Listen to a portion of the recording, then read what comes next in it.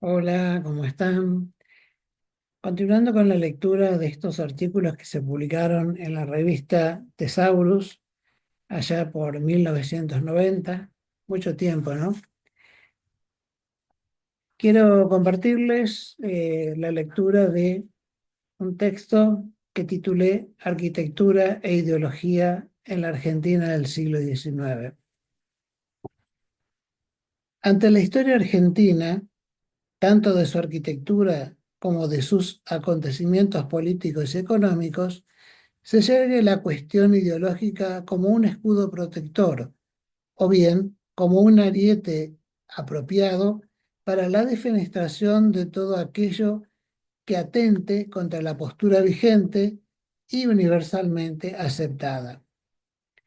La ideología, como particular forma de entender el contexto del pensamiento humano en determinados ciclos históricos, ha dejado en nuestro país hondas secuelas que no han producido otra cosa que constantes dualidades y vaivenes pendulares en la consideración de aquellos hombres que armaron la urdimbre de la historia. El siglo XIX comienza con el quebrarse de los días iguales, que no retornarán, valga la paradoja, de los tiempos virreinales, por obra de los acontecimientos de Mayo y la Independencia, para ser sucedidos por Rivadavia y sus partidarios, luego unitarios y federales, el interior y el puerto, que se devastaron en luchas de armas y de pensamientos hasta que se instauró el enfoque ideológico divisor de los acontecimientos en un antes y un después de Caseros. Desde allí se proclamaría que la eliminación de la dictadura y la organización del país eran una condición ineludible para el progreso, atribuyéndoles a esos hechos nuestro indudable crecimiento ulterior, por el aporte migratorio y la construcción de ferrocarriles. A partir de entonces, los herederos directos de los hombres del 37, 1837, cuyos pensadores como Juan Bautista Alberdi marcaron los gobiernos liberales hasta 1916, basaron su accionar en los dogmas de la institucionalización del país, de la economía sustentada por el recurso natural, extenso y feraz, de la tierra explotada fundamentalmente por medio de la ganadería, amén de la incorporación de mano de obra y capital extranjero. De este modo, y bajo el auspicio de una política que valoraba solo lo foráneo, porque los americanos se distinguen por su amor a la ociosidad y por su incapacidad industrial, escribía Sarmiento, con ellos la civilización es del todo irrealizable. La barbarie es normal. Y se asentaba la ideología que se afanaría en desterrar todo recuerdo de Juan Manuel de Rosas, del cual alguna vez escribiera, oh sorpresa, el autor de las bases y puntos de partida, o sea, Juan Bautista Alberdi. Decía Alberdi, Rosas no es un simple tirano a mis ojos. Si en su mano hay una vara sangrienta de hierro, también veo en su cabeza la escarapela de Belgrano. Sé, por ejemplo, que Simón Bolívar no ocupó tanto el mundo con su nombre como el actual gobernador de Buenos Aires. Sé que el nombre de Washington es adorado en el mundo, pero no es más conocido que el de Rosas. Sería necesario no ser argentino para desconocer la verdad de estos hechos y no envanecerse de ellos. Es de este modo que el siglo XIX se caracteriza en Argentina como el periodo en el que se enfrentan las dos tendencias que marcarían toda la actividad humana, desde la economía y la sociedad hasta la arquitectura y las artes, estas en la expresión tangible de la ideología proeuropea y la nacional. Al declarar así, de un modo que hoy nos resulta incomprensiblemente simplista, que la civilización europea es la cultura, que sus valores son los valores del hombre y se inicia desde 1853 en adelante un proceso de europeización que se lleva a cabo en todos los órdenes, incluso desde el étnico, con frase como "no hay que ahorrar sangre de gauchos", decía Sarmiento. Las raíces hispanas, sangre, religión, instituciones políticas y todas aquellas que involucran al nativo, al criollo, como respuesta a un proceso fatigosamente alcanzado de síntesis cultural entre dos mundos, fueron perseguidas y anuladas en pos del progreso, para superar un pasado vergonzante que tenía sus centros referenciales en Potosí, Lima y las ciudades del noroeste argentino. La capital, Buenos Aires, se verá invadida de inmigrantes que no accederán a la tierra prometida y que darán su América en el comercio minorista bajo la mirada paternal de los sectores del poder y del gobierno, poniendo su impronta en la geografía urbana cuando se esperaba que colonizase la campaña. Solo un grupo pudo acceder al laboreo rural, ya que la gran barrera fue la propiedad de los ricos hacendados y las compañías ferrocarrileras, propiedad que se mantuvo en imposibilidad de subdivisión.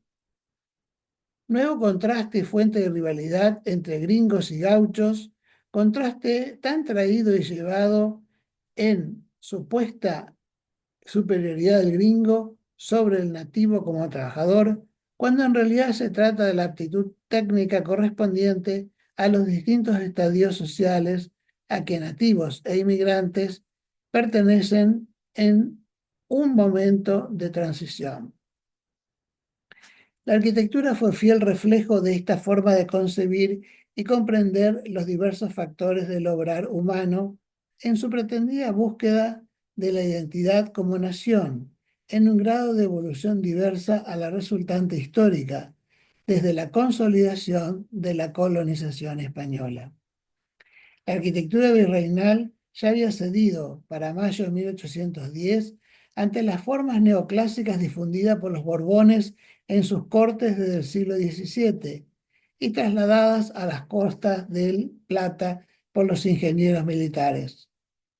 Ante la Revolución Francesa surge la admiración por el espíritu y la cultura republicana de la antigua Roma,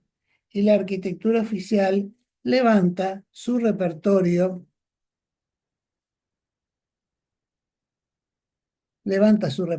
plástico que va desde el desde el rudimentario arco de triunfo de la Recoba Vieja hasta el obelisco. Le hace una propuesta que en realidad se le dio a llamar la pirámide, conmemorativo de la gesta de Mayo, en tímido y humilde neoclásico pampeano. La influencia de estos nuevos tiempos se harían sentir en las vivencias, suprimiendo todo tipo de ornamentación que tuviera resabios españolizantes y ocultando el oprobio de las cubiertas de teja detrás de pretiles de mampostería o suplantada por las civilizadas azoteas. Pero debía llegar el período rivadaviano para que la inconclusa Catedral de Buenos Aires se le agregase una fachada de templo pagano, cuyo modelo dodecástilo y corintio fue el Palacio Borbón de París. Se construyese el neodórico de la Catedral Anglicana y se presentase a la obra pública como un paso necesario para desterrar todo recuerdo de aquello que podía religar el terruño americano con la católica España. La barbarie comenzaba a tomar cuerpo en boca de los que aplicaban el mote de godo, o sea, bárbaro, extraño a nosotros, precisamente a lo que nos era propio y exclusivo, en tanto que la civilización era parecernos a la cultura napoleónica y dejarnos arrastrar románticamente en la secuela de desarraigo, en la pérdida de contacto con la realidad geográfica y en la falsificación histórica. A partir de estas circunstancias, La primera mitad del pasado siglo, o sea, el siglo XIX, finalizó en una dialéctica de pares como tradición o progreso, que luego se actualizarían en civilización o barbarie, como si, merced al juego de palabras y de ideologías, uno asumiera la decadencia del pasado y el otro la venturosa era del futuro a la europea, en la medida que pudiese ser asumidos exclusivamente por Rosas y Urquiza. Aquel, o sea, Rosas, como el sangriento tirano que asumió la defensa del país ante la tropelía de las potencias europeas, y el otro, al mando de un ejército de extranjeros, fuera el libertador de la patria. Lo real es que ambos son síntesis culturales del periodo y cuya materialización se observa en sus casonas, debido a que los dos, señores gobernantes de letrados y analfabetos, adoptaron para sus residencias en los feudos gauchos patios centrales de clara ascendencia ibérica y rodeados de un lenguaje de neta influencia italianizante. San Benito fue antes una respuesta cultural que una imposición morfológica, forzada y justificante de un obrar ajeno al sentir popular. Y San José muestra el proceso de integración cultural entre el ambiente campestre entrerriano y la idea de las villas del Véneto. Lo cierto, a nuestro entender, es que la desaparición del Palacio Palermitano y la conservación del conjunto entrerriano sí obedece a razones ideológicas de fuerza y predominio institucionalizadas en las generaciones siguientes, desde las cuales la vergüenza se encargó y se encarnó en los muros de Palermo y la gloria en la mansión de Concepción del Uruguay, en una absurda forma de eliminar y avasallar hechos concretos de nuestra cultura. Queda la enseñanza, para quien la sepa ver, que se debe valorar más la evolución de los hechos culturales afines que adular a ideologías e ideólogos entorpecedores de un sano desarrollo integral, tanto de la historia como de la arquitectura argentina. Con los años posteriores a Caseros y a la promulgación de la Constitución de 1853, la marcada inmigración europea, especialmente albañiles italianos, y la rápida adaptación de las fachadas italianizantes a las tradicionales casas coloniales de raíz mediterránea, la simpleza de sus concepciones primigenias, generadas en la inmadura transculturación empírica de los cucharas italianos, colma de abundantes reiteraciones edilicias las calles de nuestras ciudades. Nuevamente será la superposición de elementos arquitectónicos la que hable de la persistencia del pasado, aggiornato con las nuevas tendencias hacia la renovación prestigiosa de la presencia urbana. Será negado el rancho criollo, imagen de la decadencia, pero se asumirá alegremente la arquitectura de la precariedad pintoresca de la chapa ondulada y la madera, pero con indudable sabor a progreso. En tanto, la renovación edilicia envolverá a la obra pública y privada en los revivals y en el eclecticismo liberal, en un movimiento arquitectónico reinante desde los últimos decenios del siglo pasado y hasta bien entrado el actual siglo XX. El liberalismo hará sus aportes en toda la sociedad y en el arte, pero a pesar de sus valores intrínsecos y de su sintaxis, su carga semántica va indudablemente unida a aquel concepto civilizador, gestado y puesto en práctica a través de toda la centuria pasada.